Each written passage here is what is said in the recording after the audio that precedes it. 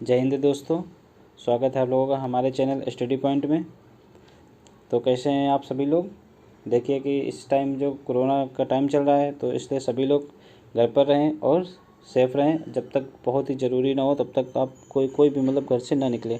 ठीक है, अपना भी ख्याल रखें और अपने परिजनों का भी ख्याल रखें, क्योंकि इस टाइम ये कोरोना का बहुत ही बुरा दौर चल रहा है। इस टाइम पता ना कौन कौन से नए नए वेरिएंट भी आ रहे हैं, और इस समय तो फंगस जैसे ब्लैक फंगस, वाइट फंगस और येलो फंगस जैसे नई नई बीमारियां भी कोरोना से ग्रसित व्यक्तियों को हो रही हैं। तो इसलिए सब लोग अपना ख्याल रखें और अपने परिजनों का भी ख्याल रखें। ठीक है। और हम लोग मध्यकालीन भारत पढ़ रहे थे, इसमें आज हम लोग जहांगीर को पढ़ेंगे। ठीक है, जहांगीर को पढ़ने से पहले एक बार जहांगीर तक के टाइम को हम लोग रिकॉल कर लेते हैं। तो शुरू करते हैं शुरू से, यानी कि जब मुग़ल वंश की स्थापना हुई थी वहाँ से। 1-2 मिनट में इसको रिकॉल कर लेते हैं ताकि जहांगीर को पढ़ते समय कंटिन्यूटी बनी रहे। तो हमने देखा कि 1526 ईस्वी में कैसे पानीपत के प्रथम युद्ध में जो बाबर ने इब्राहिम लोदी को हराकर मुग़ल वंश की नींव रखी। ठीक है, उसके बाद बाबर की मृत्यु हो गई 1530 ईस्वी में। बाबर की मृत्यु के बाद उसका बेटा हुमायूं जो है गद्दी पर बैठा। हुमायूं के शासनकाल में भी 3 महत्वपूर्ण युद्ध हुए। उसमें से पहला है चौसा का युद्ध, दूसरा है कन्नौज का युद्ध और तीसरा है सरहिंद का युद्ध। चौसा का युद्ध हुआ था 1539 ईस्वी में। ठीक है, कन्नौज का युद्ध, इसको बिलग्राम का युद्ध भी बोलते हैं, 1540 ईस्वी में, और सरहिंद का युद्ध 1555 ईस्वी में। ठीक है, 1540 ईस्वी में जब 1539 ईस्वी में चौसा के युद्ध के बाद शेरशाह सूरी का मुग़ल वंश को हटाकर सूर वंश की नींव रख दी थी। ठीक है, फिर उसके पश्चात 1540 ईस्वी में जब कन्नौज का युद्ध हुआ, तब शेरशाह सूरी ने दिल्ली और आगरा पर संपूर्ण अधिकार कर लिया है। ठीक है, उसके बाद 1555 ईस्वी में सरहिंद के युद्ध के द्वारा हुमायूं ने पुनः अपने मुग़ल साम्राज्य को प्राप्त किया। उसके बाद हुमायूं के बाद आते हैं उनके पुत्र बादशाह अकबर। जब हुमायूं की मृत्यु हो गई 1556 ईस्वी में, तो बादशाह अकबर का शासनकाल चला 1526 ईस्वी से 1605 ईस्वी तक। ठीक है, अकबर के टाइम में भी बहुत सारे सामाजिक और धार्मिक सुधार किए गए। ठीक है, उन्होंने कि सुधारों की एक तरीके से झड़ी लगा दी, जैसे कि ये तीर्थ यात्रा कर समाप्त किया, जजिया कर समाप्त किया, दीन इलाही धर्म इबादत खाने की स्थापना, इस तरह के उन्होंने बहुत सारी नए नए इनिशिएटिव लाए। अब हम लोग पढ़ेंगे जहांगीर के बारे में। तो अब देखिए, जब अकबर की मृत्यु के बाद 1605 ईस्वी में जहांगीर को मुग़ल साम्राज्य का सम्राट बनाया गया। ठीक है, इससे पहले देख लेते हैं जहांगीर का जन्म जो है 1569 ईस्वी में हुआ था। और ऐसा माना जाता है कि जहांगीर का जन्म जो है शेख सलीम चिश्ती के आशीर्वाद से हुआ था, इसलिए जहांगीर के बचपन का नाम सलीम था। ठीक है, और जब जहांगीर मुग़ल साम्राज्य की गद्दी पर बैठे, तो उन्होंने नीरुद्दीन मोहम्मद जहांगीर बादशाह गाजी की उपाधि धारण की, इसलिए इनको शॉर्टकट में जहांगीर कहा गया। ठीक है, और जहांगीर का विवाह जो है उनकी पत्नी नूरजहाँ से हुआ था। नूरजहाँ जो मिर्ज़ा गयास थे, गयास बेग की बेटी थी। ठीक है, गयास बेग को ही जहांगीर ने एतमाद-उद-दौला की उपाधि दी थी। तो यहाँ ये ध्यान रखना है कि इसके बाद गयास बेग को हमेशा जहाँ भी हिस्ट्री में मिलेगा वो एतमाद-उद-दौला के रूप में पढ़ने को मिलता है। ठीक है, और नूरजहाँ के बचपन का नाम मेहरुनिस्सा था। ठीक है, ये भी बहुत बार क्वेश्चन बनता है। मेहरुनिस्सा किसके बचपन का नाम था, तो नूरजहाँ के। इससे पहले जो जहांगीर की माँ थी जोधाबाई, उनके बचपन का नाम उनका नाम पहले का नाम क्या था, मरियम उज़्ज़मानी। ठीक, ये भी याद रखना, ये भी कभी कभी पूछ लेते हैं। जहांगीर के टाइम पे जो टाइम पीरियड था, वो हमेशा जहाँ मुग़ल दरबार में किसी न किसी गुट का हमेशा बने रहना रहा है। जैसे कि जब इनका राज्याभिषेक हो रहा था, तो उस टाइम भी मुग़ल दरबार 2 गुटों में बटा था। एक गुट जो है जहांगीर का समर्थन कर रहा था, और एक गुट जो है खुसरो का समर्थन कर रहा था। खुसरो जो है अकबर के बड़े पुत्र थे। ठीक है, और जहांगीर छोटे थे, मगर फिर भी जहांगीर को गद्दी पर बैठाला गया। खुसरो के देखो समर्थन में मान सिंह थे, और मिर्ज़ा अजीज़ कोका थे। उस समय मिर्ज़ा अजीज़ कोका जो गुजरात जिनके अधीन गुजरात को किया गया था, और मान सिंह काबुल और कंधार के सूबेदार को नियुक्त किया गया था अकबर के टाइम में। तो ये लोग खुसरो को गद्दी पर बैठाना चाहते थे मुग़ल दरबार के, और अन्य लोग जहांगीर के साथ थे। अंततः जहांगीर को सफलता मिली मुग़ल दरबार की दरबार का साम्राज्य संभालने में। ठीक है, अब देख लेते हैं जहांगीर के द्वारा किए गए कुछ महत्वपूर्ण कार्य। जहांगीर ने बहुत सारे करों को समाप्त कर दिया है। इसमें से मुख्यतः ज़कात और तमगा जैसे कर शामिल थे। ये मुख्य कर थे। जहांगीर ने अपने दरबार में मतलब मादक पदार्थों का और मादक द्रव्यों का पूर्ण प्रतिबंध लगा रखा था। कोई भी मतलब नशा पत्ती नहीं कर सकता था उनके दरबार में। ठीक है, उन्होंने सप्ताह में 2 दिन पशु हत्या पर रोक लगा दी थी। ठीक है, और सभी बंधुओं को मतलब सभी जितने भी बंदी थे उस टाइम, तो उन सभी को क्षमादान दे दिया था जहांगीर ने। और जहांगीर का ये सबसे महत्वपूर्ण काम है, मतलब इम्पोर्टेंट है, इसको बहुत ही इम्पोर्टेंट लगा लीजिए। उन्होंने एक न्याय की जंजीर अपने दरबार में लगा रखी थी। ठीक है, मतलब ये दरबार है उनका और न्याय की जंजीर बाहर होती थी। यहाँ पर अगर कोई भी पीड़ित व्यक्ति अगर आता है, इसको बजाता है, तो सीधा उसके राजमहल में ही घंटी बजती थी, जिससे जहांगीर तुरंत उसके मतलब कष्टों का निवारण करते थे। ठीक है, तो न्याय की जंजीर किसके दरबार में थी? तो जहांगीर के दरबार में थी, मुगल टाइम में। ठीक, उसके बाद बढ़ते हैं नेक्स्ट है खुसरो का विद्रोह। देखिए, जब खुसरो मतलब मुगल साम्राज्य के राजा नहीं बन पाया, तो खुसरो ने विद्रोह कर दिया। ठीक है, विद्रोह में खुसरो के साथ कौन कौन थे? मान सिंह थे और मिर्ज़ा अजीज़ कोका थे।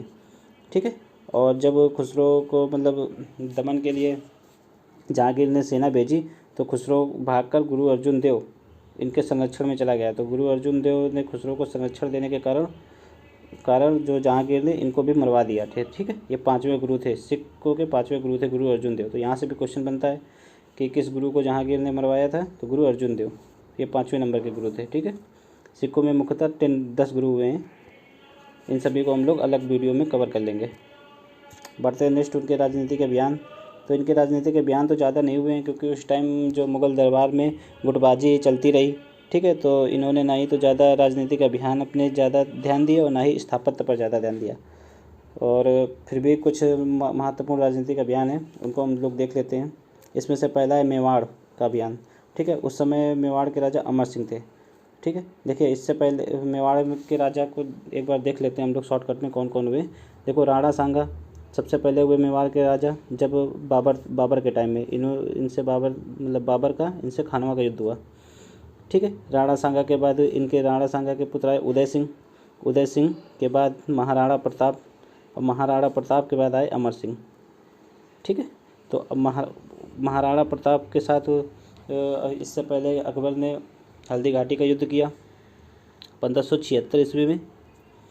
ठीक है, और अमर सिंह के साथ जहांगीर ने संधि की। ठीक है, उसको चित्तौड़ की संधि बोलते हैं। ठीक, तो जहांगीर के टाइम में कौन था मेवाड़ का राजा? अमर सिंह। इन्होंने चित्तौड़ की संधि की, और चित्तौड़ की संधि द्वारा यह जहांगीर ने स्वीकार किया कि वो आगे चलकर कभी भी चित्तौड़ के दुर्ग की घेराबंदी नहीं करेगा।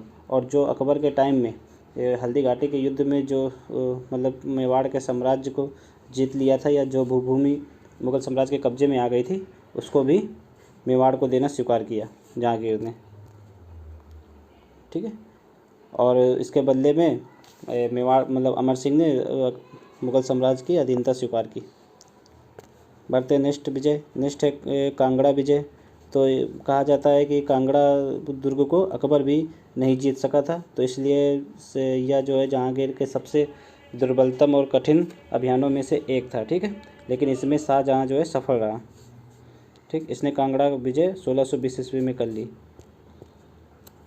बढ़ते हैं नेक्स्ट अभियान की ओर। नेक्स्ट अभियान है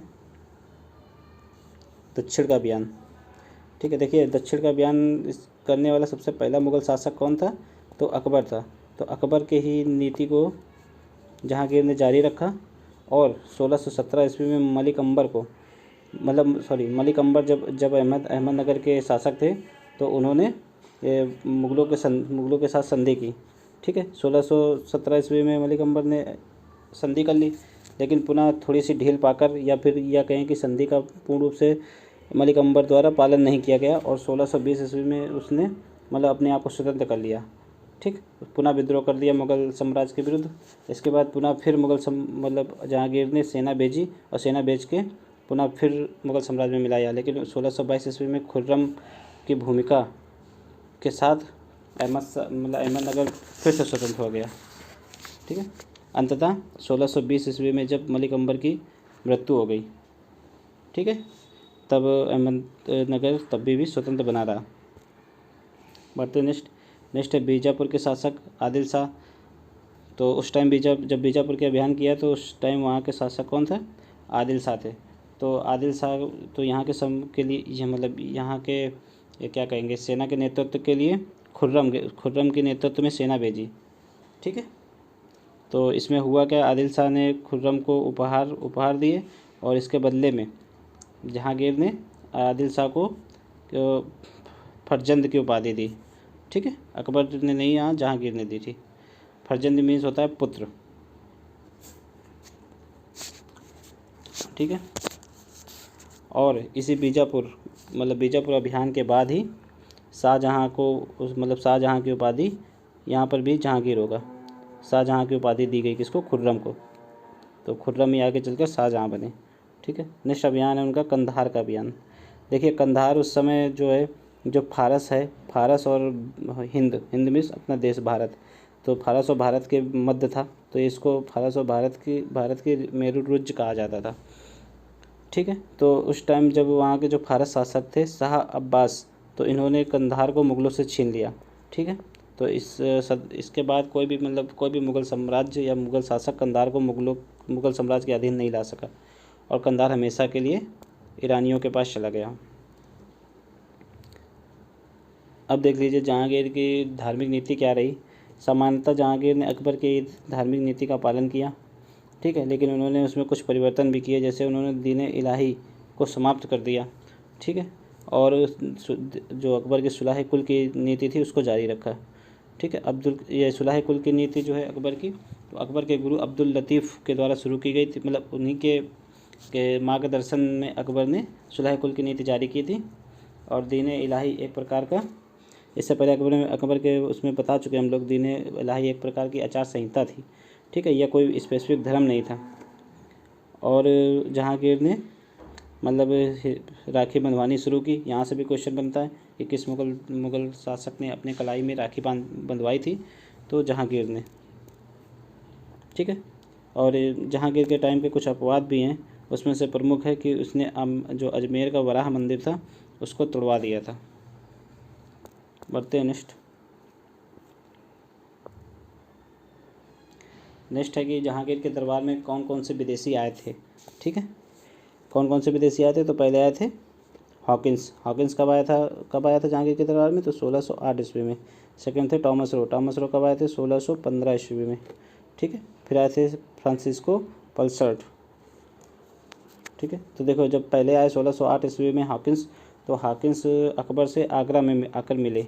ठीक है, और हॉकिंस को भेजा था किसने? जेम्स प्रथम ने।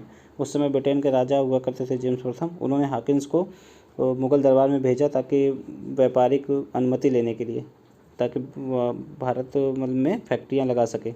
ठीक है, तो अकबर के दरबार में भेजा था, लेकिन उनके आते आते अकबर की तो मृत्यु हो चुकी थी और मुग़ल साम्राज्य पर ये जहांगीर का अधिकार हो गया था। तो वो जहांगीर से आकर आगरा में मिले।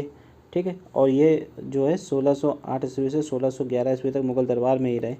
और जहांगीर ने हॉकिंस को ही इंग्लिश खान की उपाधि दी। हालांकि ये फैक्ट्री लगाने की अनुमति प्राप्त नहीं कर सके। फैक्ट्री लगाने की अनुमति को टॉमस रो ने आकर प्राप्त किया। ठीक है, तो ये कहा जाएगा कि किसने फैक्ट्री लगाने की अनुमति प्राप्त की? तो टॉमस रो ने। आया सबसे पहले कौन? तो हॉकिंस ने। ठीक है, उसके बाद नेक्स्ट थे फ्रांसिस्को पल्सर्ट, ये भी आए थे। फिर उसके बाद अकबर ये कहा जाता है कि जो जहांगीर हैं उनकी मृत्यु अत्यधिक उनकी एक गंदी आदत थी कि वो शराब के लती थे। ठीक है, तो शराब ज़्यादा पीने के कारण जहांगीर की जो जल्दी मृत्यु हो गई और उनका मकबरा लाहौर में बनाया गया है। अकबर के दरबार में मुख्य चित्रकार देख लीजिए कौन कौन से थे। यहाँ पर यह ध्यान देना होगा कि जहांगीर के दरबार में तो जो जहांगीर हैं, जहांगीर के शासनकाल जो है चित्रकला का स्वर्णकाल कहा जाता है। ठीक है, इस समय कोई ज़्यादा स्थापत्य में तो कार्य हुआ नहीं, लेकिन चित्रकला का स्वर्णकाल जरूर इनके काल को कहा जाता है। ठीक है, इसके दरबार में दो मुख्य चित्रकार जो हैं वो उस्ताद मंसूर और अब्बुल हसन रहते थे। देखो रहते तो बहुत थे, मगर इन्होंने जो है इन दोनों को विशेष उपाधियाँ दे रखी थी, इसलिए ज़्यादातर क्वेश्चन इन्हीं से बनता है। तो उस्ताद मंसूर को कौन सी उपाधि दी थी? नादिर उल असर की। और अबुल हसन को नादिर उल जमा की उपाधि दी थी। ठीक है, बढ़ते हैं नेक्स्ट है इनके द्वारा मतलब स्थापत्य, इनके काल में जो स्थापत्य हुए हैं वो देख लीजिए। ठीक है, एक तो स्थापत्य ना के बराबर हुए हैं। ठीक है, और उसमें भी जो मेन है वो हम लोग देख लेते हैं। मेन पहली बात तो इनके काल को स्थापत्य का विश्राम काल कहा जाता है। अगर क्वेश्चन आया कि किस मुगल साम्राज्य के काल को स्थापत्य का विश्राम काल कहा जाता है, तो आंसर क्या होगा? जहांगीर। ठीक है, देखो जहांगीर ने अकबर का मकबरा बनवाया, कहाँ बनवाया? सिकंदरा में। और इसकी जो मीनारें हैं वो सबसे उत्तम प्रकार की हैं। ठीक है, एतमादुद्दौला का मकबरा आगरा में बनवाया जहांगीर द्वारा। देखो एतमादुद्दौला कौन थे? इनके पत्नी जो थी नूरजहाँ की पिता थे एतमादुद्दौला। ठीक है, और सर्वप्रथम इसी मतलब एतमादुद्दौला के मकबरे में ही चित्रादुर्रा तकनीकी का यूज हुआ था। अब्दुल रहीम, इनका मकबरा कहाँ बनवाया? दिल्ली में। अनारकली का मकबरा लाहौर में। दिलकुशा बाग कहाँ बनवाया? लाहौर में। देखो ज़्यादातर तो मकबरा ही बनवाया इन्होंने, मगर ये दिलकुशा बाग बनवाया लाहौर में। शालीमार बाग कश्मीर में। तो ये इम्पोर्टेंट स्थापत्य हैं इनके काल के। ठीक है, देखो यहाँ पर ऊपर एक फैक्ट छूट गया है, उसको हम देख लेते हैं।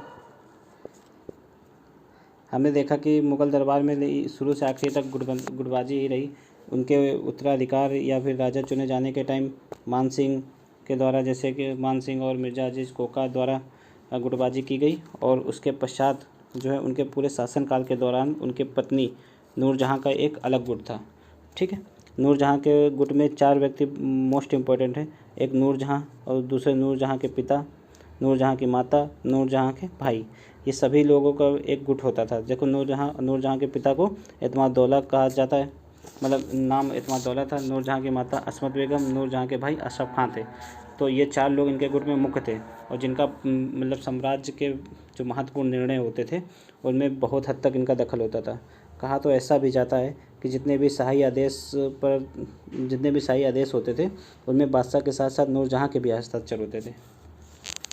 ठीक है, और एतमादुद्दौला का मकबरा कहाँ बना है? आगरा में। और यह चित्रादुर्रा तकनीकी का सर्वप्रथम यूज इसी मकबरे में हुआ है। अब बढ़ते हैं नेक्स्ट आगे की ओर। अब देखो ये पूरा चैप्टर हो गया है। अब जहांगीर से मतलब कोई भी क्वेश्चन छूटेगा नहीं आप लोगों का। इससे रिलेटेड जो भी मतलब थोड़ा बहुत मतलब कवर है, अगर छूट गया है तो हम लोग MCQs में कवर कर लेंगे। अब हम लोग इनसे जहांगीर से रिलेटेड MCQs के बारे में देखेंगे। तो पहला क्वेश्चन है कि 2 अस्पा और सिंह अस्पा की प्रथा किसने शुरू की? तो किसने शुरू की? ऑप्शन है अकबर, जहांगीर, शाहजहाँ या औरंगजेब। तो देखिए ये 2 अस्पा सिंह अस्पा मतलब कि जो सैनिक होते थे उनके जात, देखो पहले ही हमने आप लोगों को बता दिया है कि मनसबदारी प्रथा में 2 चीज़ें होती थी। एक होता था जात, दूसरा होता था सवार। जात जो है उसकी हैसियत को बताता था, मतलब सैनिक की मतलब किस हैसियत तक सैनिक की क्या हैसियत है। और सवार में घोड़ों की संख्या निर्धारित होती थी। तो देखो जो सिंह अस्पा होता था उसमें जात को बिना परिवर्तित किए घोड़ों की संख्या को बढ़ाया जाता था। ठीक है, इसमें कोई परिवर्तन नहीं किया जाता था। हैसियत जो सैनिक की वही रहती थी, मगर उनको मतलब अधिक घोड़े प्रदान किए जाते थे। ठीक है, समानता 2 अस्पा में 2 गुना घोड़े प्रदान किए जाते थे। बढ़ते नेक्स्ट क्वेश्चन है मुगल मनसबदारी व्यवस्था के संदर्भ में निम्नलिखित कथनों पर विचार कीजिए। जात एवं सवार पद प्रदान किए जाते थे। तो मनसबदारी में मतलब जात और सवार नामक दो रूप में वर्गीकृत किया गया था। तो ये बिल्कुल सही है। मनसबदार अनुवांशिक अधिकारी होते थे। अनुवांशिक मतलब कि अगर मतलब उनके पिता को दिया गया तो पिता से वही अधिकार पुत्र को चले जाएंगे, पुत्र से वही अधिकार उनके पुत्र को। पर मगर जो है मनसबदार में ऐसी व्यवस्था नहीं थी, तो ये ऑप्शन गलत है। नेक्स्ट है मनसबदारों को 3 वर्ग थे। तो ये बिल्कुल सही है। देखो मनसबदारी के 3 वर्ग थे। एक में 10 से लेकर 500 तक का मनसब दिया जाता था, दूसरे में 500 से लेकर 2500 तक का मनसब दिया जाता था, और तीसरे में 2500 से अधिक का मनसब दिया जाता था। तो ये भी बिल्कुल सही है। और फोर्थ है कि दीवान कार्यालय द्वारा इनको वेतन दिया जाता था। तो ये भी गलत है, क्योंकि इनको वेतन नगद और जागीर दोनों के रूप में दिया जाता था। ठीक है, तो दीवान कार्यालय द्वारा क्या दिया जाता था? मात्र नगद। जागीर राजा के द्वारा दी जाती थी। ठीक है, और यहाँ यह ध्यान देना योग्य है कि यही जागीर मतलब जिन मनसबदारों को जागीर दी जाती थी ये आगे चलकर यही जागीरदार कहलाए। बट तो इसका ऑप्शन क्या हो जाएगा जिसमें पहला सही होगा और तीसरा? जिसमें पहला और तीसरा होगा, तो सी नंबर। बढ़ते नेक्स्ट है मुगलों एवं मेवाड़ के राणा के मध्य चित्तौड़ की संधि किस शासक मतलब किसके शासनकाल में हुई? तो हमने देखा कि चित्तौड़ की संधि के समय मेवाड़ के राजा कौन थे? अमर सिंह मेवाड़ के थे। और इधर कौन थे? जहांगीर। और ये संधि कब हुई थी? 1615 ईस्वी में। बढ़ते नेक्स्ट, तो इसका आंसर क्या हो जाएगा? जहांगीर। बढ़ते हैं नेक्स्ट क्वेश्चन की ओर। नेक्स्ट है ईस्ट इंडिया कंपनी ने जहांगीर के दरबार में पहले निम्नलिखित में से किसे भेजा? तो सबसे पहले किसे भेजा? ऑप्शन है Thomas Roe, Vasco D gamma, Hawkins या जॉब चार्नॉग। तो सबसे पहले किसको भेजा? हॉकिंस को भेजा था 1608 ईस्वी में। इन्होंने फैक्ट्री लगाने की अनुमति नहीं प्राप्त कर सके थे। इसके बाद आए थे टॉमस रो ये जो है फैक्ट्री मतलब अनुमति प्राप्त कर ली फैक्ट्री लगाने की, 1615 ईस्वी में। ठीक है, तो सबसे पहली फैक्ट्री कहाँ खोली? सूरत में। अंग्रेज़ों ने जहांगीर के टाइम में सबसे पहली फैक्ट्री सूरत में खोली। ठीक है, बढ़ते हैं नेक्स्ट। निम्नलिखित में से कौन जहांगीर के दरबार में ब्रिटिश शासक जेम्स प्रथम का राजदूत था? तो हमने आप लोगों को ऊपर पढ़ा चुके हैं कि जेम्स प्रथम द्वारा ही हॉकिंस को अकबर के दरबार में भेजा गया था। मगर ये हॉकिंस के यहाँ आते आते अकबर की तो मृत्यु हो चुकी थी, तो हॉकिंस पहुँचे किसके दरबार में? जहांगीर के। तो भेजा किसको गया था? विलियम हॉकिंस को। और किसके मतलब किस ब्रिटिश शासक के द्वारा? तो जेम्स प्रथम के द्वारा। बढ़ते नेक्स्ट है निम्नलिखित अंग्रेज़ों में से किसे जहांगीर ने खान की उपाधि दी थी? तो कैप्टन मतलब विलियम हॉकिंस को ही जहांगीर ने इंग्लिश खान की उपाधि दी थी। ठीक है, इसके आगे इंग्लिश लगा लीजिए आप लोग। इंग्लिश खान की उपाधि किससे दी थी? तो विलियम हॉकिंस को दी थी। नेक्स्ट है ब्रिटिश राजदूत के रूप में सर थॉमस रो भारत आया, तो किसके शासनकाल में आया? तो ये भी जहांगीर के शासनकाल में आया था 1615 ईस्वी में। बढ़ते नेक्स्ट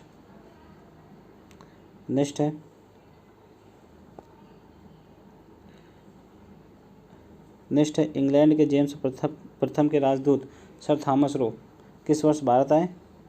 तो थॉमस रो कब आए? 1615 ईस्वी में। देखिए, जब 1608 ईस्वी में हॉकिंस आए थे तो ये मतलब अनुमति नहीं प्राप्त कर सके, लेकिन इनको मतलब फैक्ट्री लगाने की अनुमति मिल गई थी। इसको सर थॉमस रो को।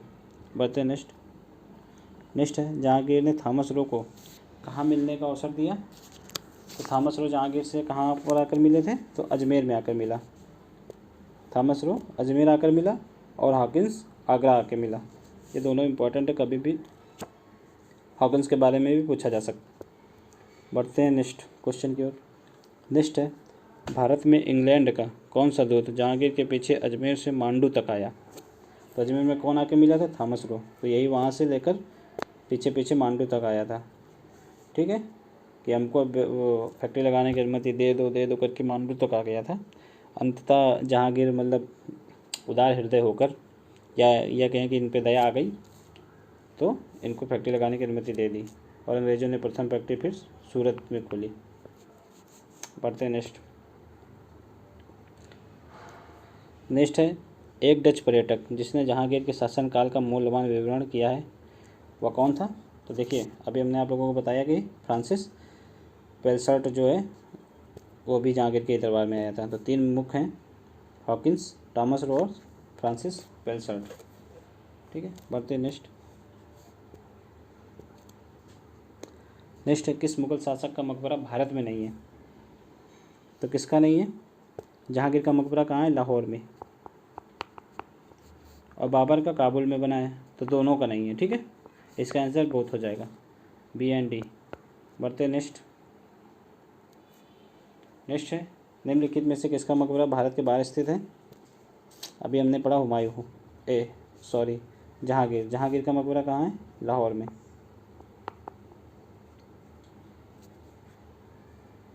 ठीक है, बढ़ते नेक्स्ट है मुगल चित्रकला किसके राज्यकाल में अपनी प्रकाष्ठता पर पहुंची?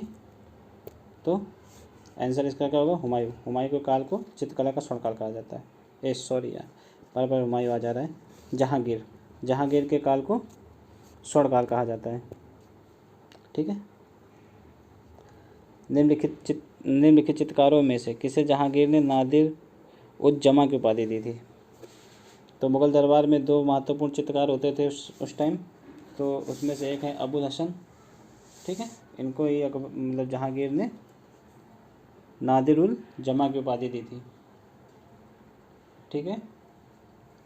पढ़ते हैं नेक्स्ट।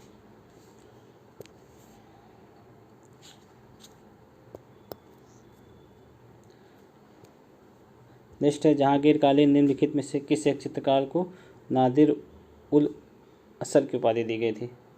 तो उस्ताद मंसूर को नादिर उल असर की उपाधि दी गई थी, ठीक है। यही 2 मेन चित्रकार थे जहांगीर के दरबार में। एक बार फिर से देख लेते हैं इन दोनों को।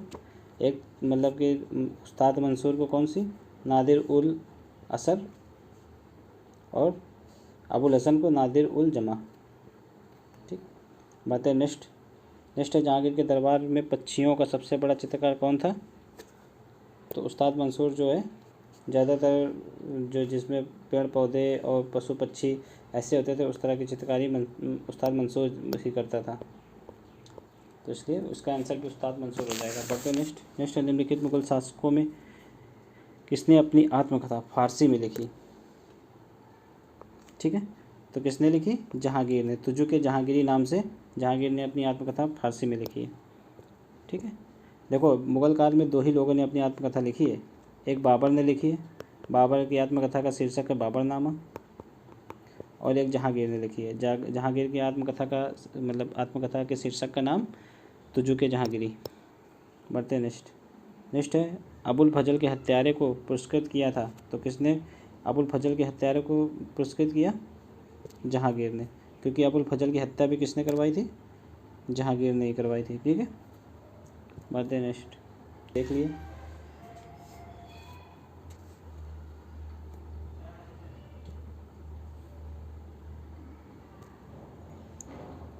नेक्स्ट क्वेश्चन है कि इनमें मिलान करना है कि कौन सा स्मारक किसने बनवाया था।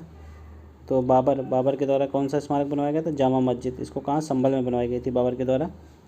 हुमायूं के द्वारा क्या बनवाया गया था? तो दीन पनाह। देखो ये दीन पनाह को ही तोड़वाकर शेरशाह सूरी ने दीन पनाह को तोड़वाकर इसके जो अवशेष बचे थे उसी से जामा दिल्ली में पुराना किला बनाया था, ठीक है, जिसमें उसने कुव्वत मस्जिद भी बनाई थी शेरशाह सूरी ने, ठीक है। नेक्स्ट है अकबर ने क्या बनाया था? अकबर ने जहांगीरी महल को बनाया था अकबर ने, और जहांगीर ने अकबर के मकबरे का पूर्ण निर्माण करवाया था। तो ये बिल्कुल सीधा हो जाएगा, सारे सही हैं। तो इसका ऑप्शन क्या हो जाएगा? ए,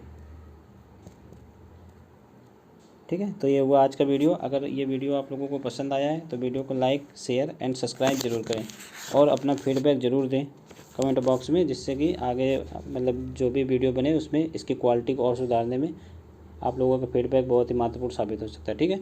तो सभी लोग चैनल को सब्सक्राइब कर लीजिए, और आगे आने वाले दिनों में हम लोग एक टेस्ट सीरीज़ भी बना रहे हैं UPPCS UPSI इन सब के लिए स्पेशल, ठीक है, जो कि आपको इसी चैनल पर बिल्कुल फ्री कराई जाएगी। तो आप लोग चैनल को सब्सक्राइब कर लीजिए ताकि कोई भी दिक्कत ना हो आप लोगों को, और वीडियो अपलोड होते ही आप लोगों तक नोटिफिकेशन पहुंच जाए। धन्यवाद।